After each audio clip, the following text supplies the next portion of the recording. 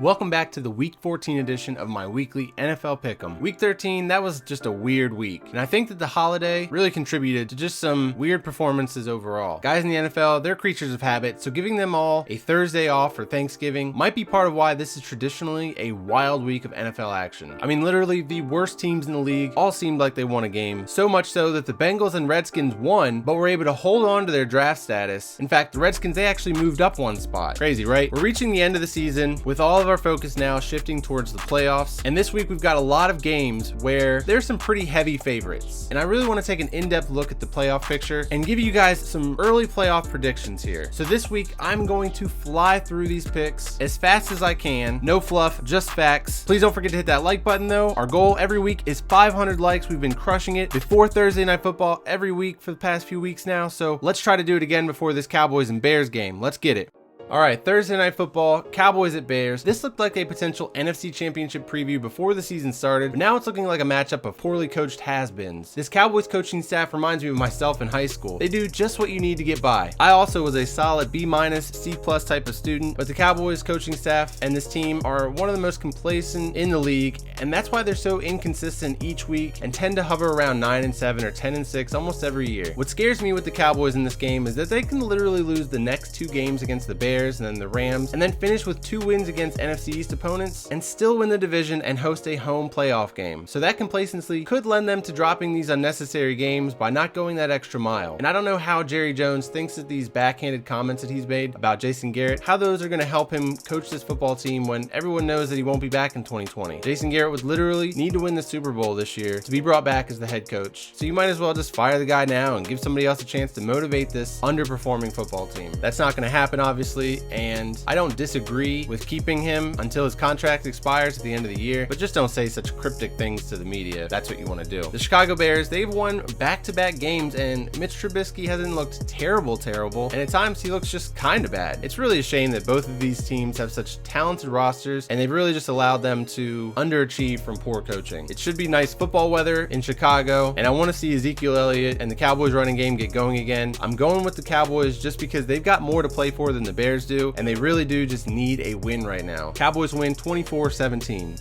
Panthers at Falcons. You can't go from almost beating the Saints on the road to losing to the Redskins at home. That'll get you fired even if you are the best head coach in team history. Now, Ron Rivera is a good, if not great, football coach and an even better human being, and he's going to get another head coaching job really quickly. It's a shame that he had to go out like this, but head coaches are always going to be tied to their quarterbacks, and even though injuries are no excuse in the NFL, when your franchise quarterback isn't able to play at the level expected for 2 straight seasons and you end the year with long losing streaks, then you're probably going to end up getting the axe. That paired with the fact that his new defense was just falling apart, and even Luke Kuechly couldn't get comfortable in it, so that didn't help. While the timing feels a little harsh, being fired now actually helps Ron Rivera get in the minds of GMs early on, and he'll have his pick of a few available jobs this offseason, maybe even the Falcons job. A lot of people are tying him to the Cowboys job, or maybe even rejoining David Gettleman in New York for the Giants job. But now that the Panthers have officially given up hope for 2019, I think it's time that we get to see Will Grier get a chance to show if he's got a future as the Panthers starting quarterback in 2020, because the Panthers did spend a 3rd round pick on this guy. One Panthers player that I'm sure hasn't given up just yet this year is Christian McCaffrey, who could potentially reach 2,000 scrimmage yards this week, if not next week. If he did it this week, he would tie 5 other guys as the fastest to ever reach that mark with only 13 games. On the other side of this, we've got the Falcons. They look like they gave up hope. Then it looked like they made a comeback, and now it looks like they're Dunskies once again. But I could see them preying on the Panthers like a wounded animal at home this week. Matt Ryan, he's going to reach 50,000 career passing yards this week, becoming the 2nd fastest to 50K behind only Drew Brees, who did it in 3 games fewer. This milestone will probably be accomplished on the first drive, and I think with that mini celebration that will take place at the stadium there, it's going to lead to the Falcons really opening up the passing game early to get that over and done with, like I said, within the first drive or two. And all that's going to do is opening up the passing game early, and I think that Devontae Freeman actually becomes the benefactor here over the course of the entire game, and the Falcons win 23-21.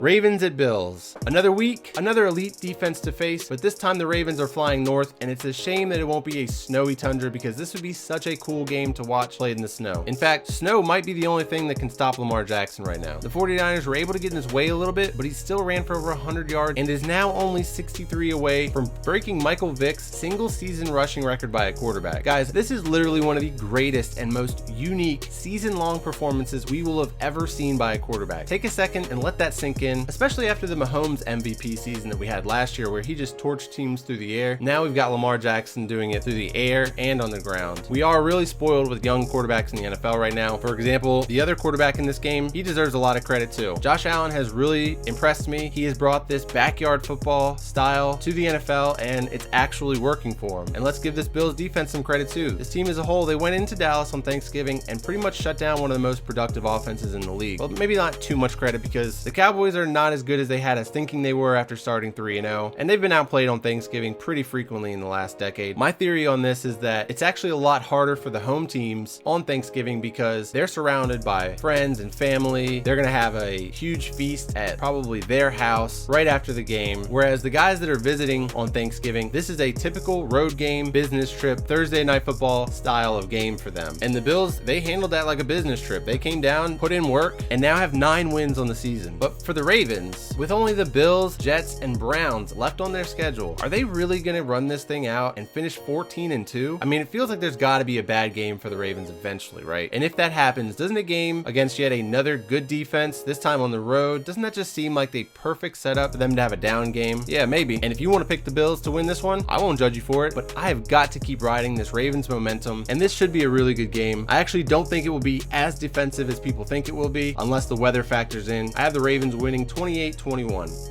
All right, Bengals at Browns. Andy Dalton returned for the Bengals and became the franchise leader in passing touchdowns with his first TD pass early in the game, which honestly kind of makes benching him, which remember took place on his birthday, just seem even more savage with him being so close to making Bengals history. I mean, obviously they benched him hoping that Ryan Finley would show something, spark the offense, and Andy Dalton would never start another game for them. Now it makes sense why he was so angry and frustrated that they waited until after the trade deadline. Anyways, I mentioned in my last mock draft from Thanksgiving, go check that out if you haven't seen it, but I did mention that there are quite a few Andy Dalton quality prospects in this upcoming draft that the Bengals could land in the second round and take Chase Young with the first overall pick. This was actually a little bit controversial, I think, for some people, and it wasn't a shot at Joe Burrow. It was just an endorsement of Chase Young, and for a team that made it over a decade with an Andy Dalton quality prospect and actually had a lot of offensive success. But I get it, Andy Dalton was terrible in the playoffs and in primetime games. You want one of those alpha dogs that you get at the top of the draft, and hey, Joe Burrow might be that guy. But who knows? Andy Dalton might screw this thing up for you guys and win another game. I mean, this Browns season is basically over at this point, and this team's just trying to save face after this disastrous season. Freddie Kitchens, he'll probably be the next coach to be fired, and if they lose this game against the Bengals at home, it should be on Monday following this game. For that reason alone, I've got Browns winning 31-24.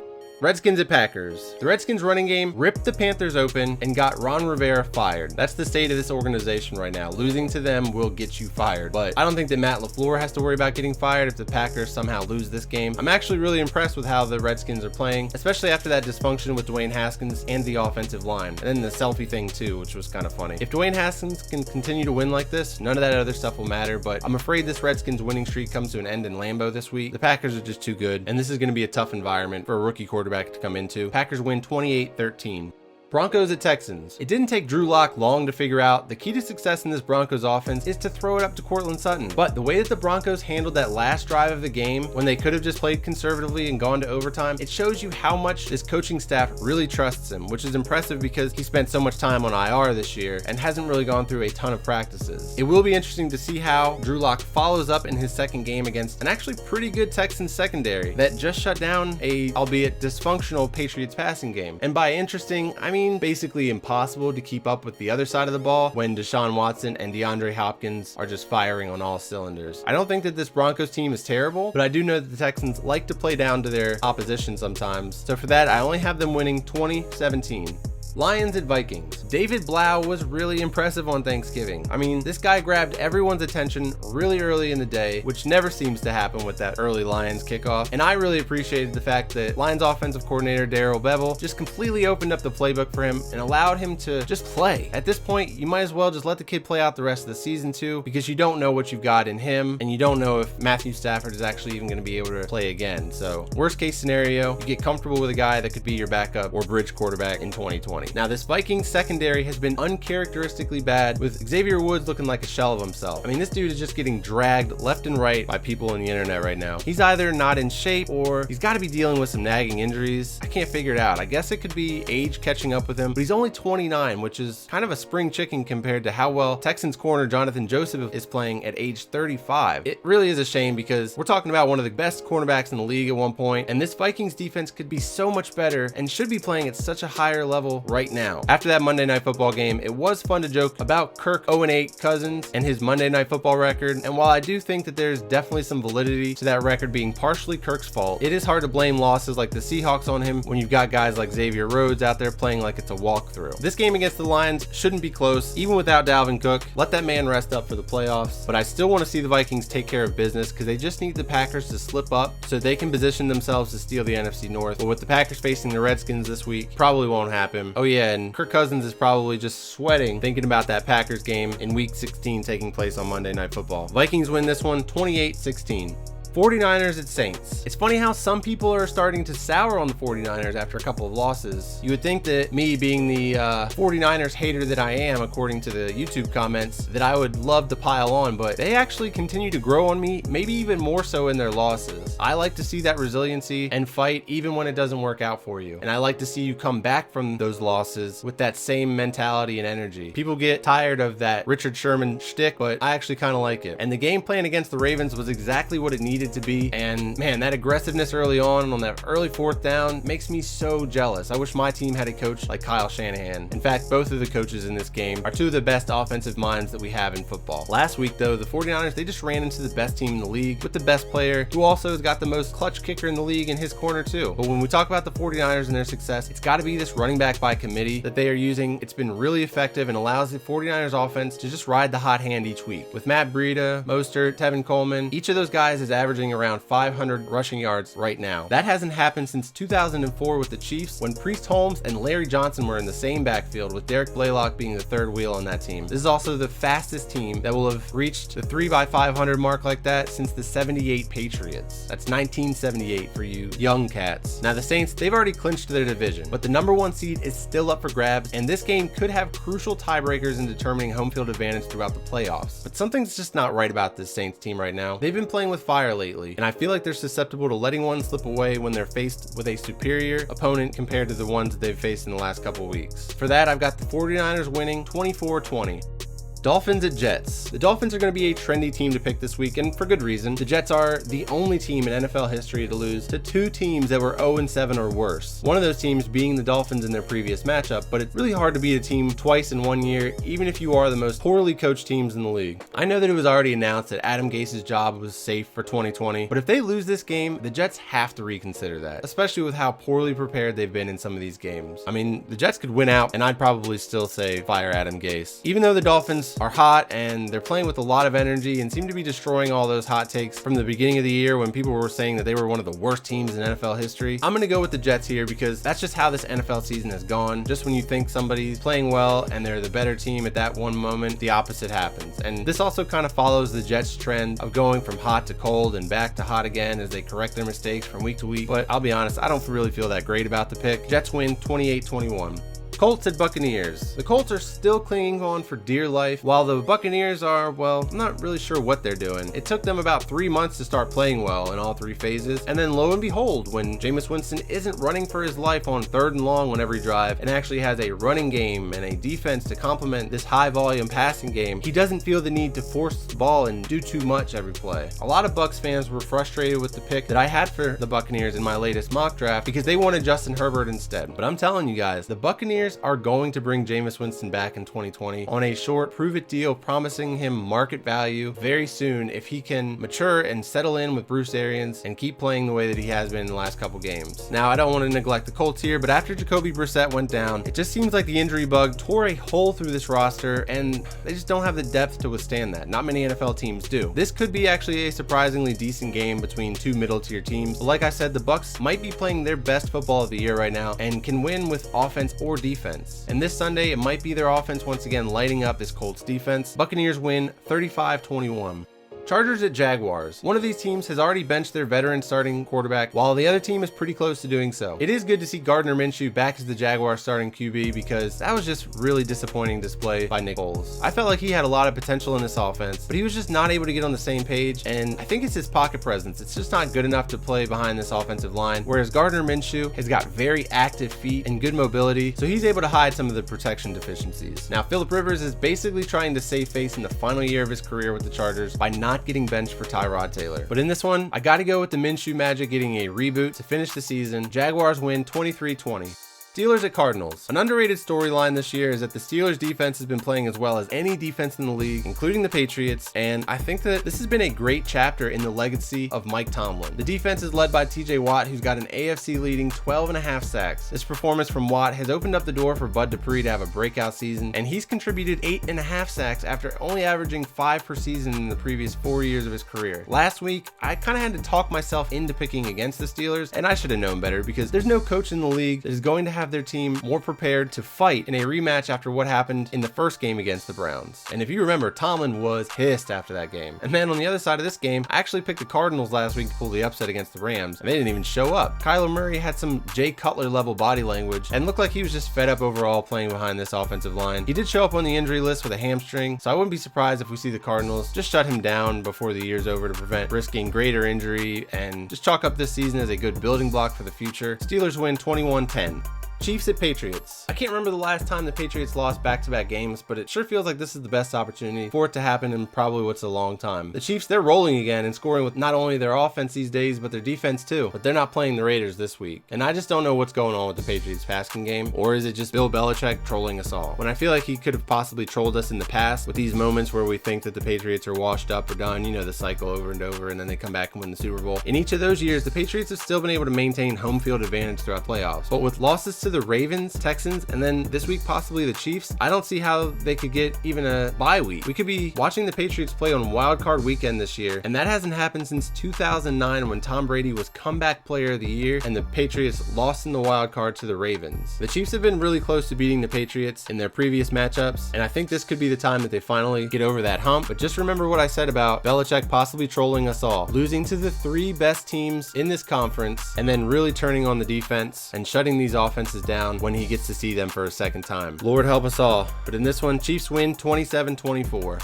Titans at Raiders. Man, the Titans have been just so impressive in the last month to the point where Mike Vrabel is a legit Coach of the Year candidate. I will say though, if you look ahead, and we'll get down to this at the end of this video, so stay tuned for that, but it's looking like this team is headed for a 4th straight 9-7 record. This has been such a hard team to get a read on, and after 3 straight wins, it does feel like they are rolling to the point where they're just going to go into Oakland, where the Raiders have completely fallen off, and just dominate them, right? But at the same time, I kind of feel like this Titans team is the type of team that's going to just completely lay an egg on the road because it's the West Coast and they're jet lagged or something. For the Raiders, there's still potentially a chance for the wild card for them, so I could see them have a bounce back game because they've just been absolutely terrible. They can't continue to be that bad, right? The guy in this game to watch is Derrick Henry. He has been carrying this Titans offense, and since week 10, he leads the league in rushing and rushing touchdowns. This week, he could actually become the 5th player in NFL history with at least 150 scrimmage yards and a rushing touchdown in 4 consecutive games. The other 4 to have done that, LaDainian Tomlinson, Larry Johnson, Priest Holmes, and Terrell Davis. Those are the only other guys that have had a month-long stretch like what Derrick Henry has been doing for the past 3 weeks. And in that 3-game winning streak, the Titans are averaging 36 points per game. They've come a long way from the team that was struggling to put up 16 with Marcus Mariota at quarterback. I really do think that Ryan Tannehill has contributed a lot to Derrick Henry being effective when carrying the ball because he's not running into as many brick walls as he was with Mariota. So I'm thinking that this Titans team is different now, and we can go ahead and buy all the way in. Titans win 20-16.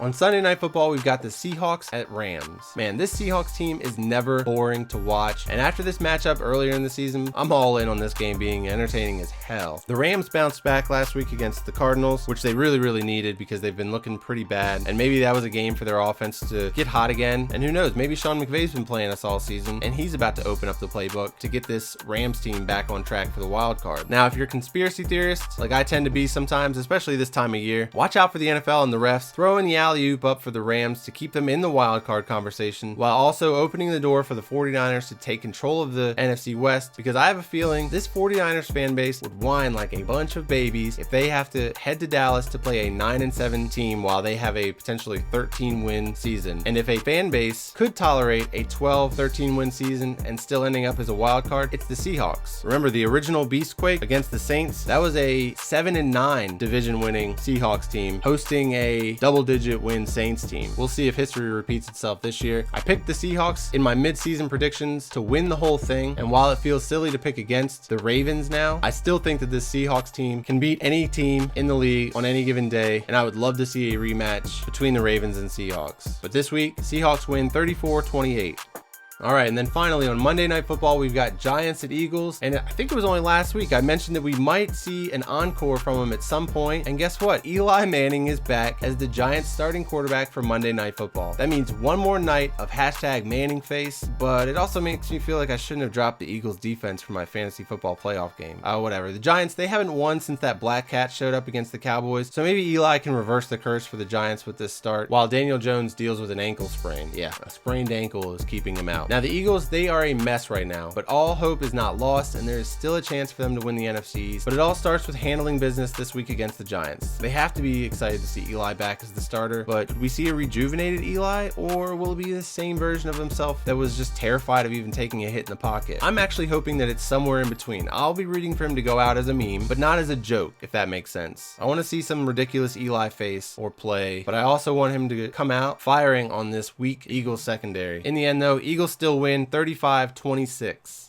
All right, and now for the Week 14 playoff picture and predictions. This is a look at the current standings and how they would translate to seeding in the playoffs. As of right now, the Patriots are still in that second seed spot, but the Chiefs and Texans are right on their heels. And like I said, that a loss to the Chiefs this week would be pretty devastating and really put the pressure on the Patriots to not drop another. The Saints are set up really well to get that number one seed in the NFC, but they've also got one of the tougher schedules of any of these playoff teams, including this Week 14 matchup against the 49ers, Week 15 against the Colts, who can surprise anybody at any given week. Week 16, they go on the road to Tennessee, who's been just thriving lately. And then Week 17 on the road against the Panthers. So finishing with 2 straight road games against teams that are not pushovers could be a challenge for them. I went ahead and made some generic predictions, mostly sticking with the favorites for the remainder of the season for weeks 15, 16, and 17. And there are sort of mini playoff games all throughout those 3 weeks. But in week 15, we've got Bills versus Steelers, which is going to be a crucial game in determining the wild card teams in the AFC. We've got Texans and Titans who meet twice in the final 3 weeks. I know I said earlier that the Patriots could be looking at a potential wild card spot, but it would require them losing to the Chiefs and the Bills, which is not completely unrealistic, but I don't know how likely that really is. Over in the NFC, one of the more crucial games looks like Cowboys versus Rams, and I'm sure it's going to be hyped up to be because it's a late afternoon Sunday game. But the Rams, the way that I have the rest of the season playing out, they can win out, finish 11-5, and still not make the playoffs over the Vikings and either the Seahawks or 49ers, who may also likely finish with 12 wins. The matchup with the Cowboys and Eagles is basically going to be for the division, but that also is going to require the Eagles to continue to win out, and after losing to the Dolphins, who knows if they can beat the Giants twice, the Redskins on the road, and the Cowboys. And then on Monday night, we've got Packers at Vikings, which is going to be huge for the Vikings, but then they need the Packers to also slip up against either the Bears or the Lions in weeks 15 or 17, and they would take the NFC North. Let's jump to week 17, and the game that it could have the most impact in the AFC is actually Steelers versus Ravens. The Ravens already have the number one seed at this point locked up, even if the Patriots win out. So they could potentially rest their starters, allowing the Steelers to win possibly their 10th game of the season and making it in as the 6th seed over a team like the Titans, who will need to win at least one of these games against the Texans. But I also wouldn't be surprised to see the Titans get swept by the Texans either. But it's that 49ers at Seahawks matchup that really is going to have so much on the line for both teams. You're looking at either home field throughout the playoffs or on the road throughout the playoffs. The beauty in this is that the consolation prize is that you're still going to the playoffs. The sad part is hosting that home playoff game is going to be really important for these West Coast teams. The 49ers clearly have the tougher schedule though to get to that point, and I have the Seahawks and 49ers winning out up until that week 17 matchup, and I've got to go with the Seahawks sweeping their entire division, finishing 14-2 and locking giving up home field throughout, which in turn would send the 49ers to Dallas. I've got the Vikings a half a game behind the Packers and losing the NFC North, which then leads them to host the Vikings in the wild card round. In the AFC, the Bills made it in. They head to Houston. The Steelers squeak in and provide a nice little warm-up game for the Chiefs. If these are your matchups in the wild card round, I'm going to go with Texans, Chiefs, 49ers, Vikings. So we've got the home teams in the AFC winning, the road teams in the NFC. That'll lead us to divisional matchups of the Chiefs at Patriots, Texans at Ravens, 49ers at Saints, a rematch of this week 14 matchup, and then Vikings at Seahawks, a rematch from last Monday night. Just for fun, I'm going to go through and I'm going to pick the Chiefs. I'm going to pick the Ravens. Let's go with the Saints avenging themselves in this one and the Seahawks winning that Vikings matchup once again. That brings us to the championship round. We've got the Chiefs at the Ravens. We've got the Saints at the Seahawks, which would be two awesome matchups. Some relatively fresh teams that we have not seen in the Super Bowl, at least for a little while. And it's always so unlikely that the two number one seeds make it to the Super Bowl. It does happen. Typically, there is an upset in there somewhere along the line. And I'm looking at these two games and I'm struggling to figure out which one it could possibly be. And because this is only week 14, I'm going to play it safe. I'm going to continue to stick with the Ravens, continue to stick with the Seahawks for making it a Seahawks-Ravens Super Bowl. And like I said, it'd be silly to pick against the Ravens right now because what they're doing is unprecedented. And until further notice, nobody can stop it. When I actually see somebody beat this Ravens team, then I'll be able to come down and see where they were exploited and see teams that could potentially exploit them again. But until further notice, this team has got what it takes to do whatever needs to happen over the course of 60 minutes to win a football game. That even comes down to game-winning field goals. They always are going to get the nod because they've got the best kicker in the league. Let's just hope and pray that everybody stays healthy and that we get a batch of playoff games that are equally as exciting and entertaining as this NFL season has been. But there you have it. The NFL MVP would win the Super Bowl for probably the first time ever. I think that the MVP's got like a terrible record in the Super Bowl. So let's see if Lamar Jackson can be the one to overcome that.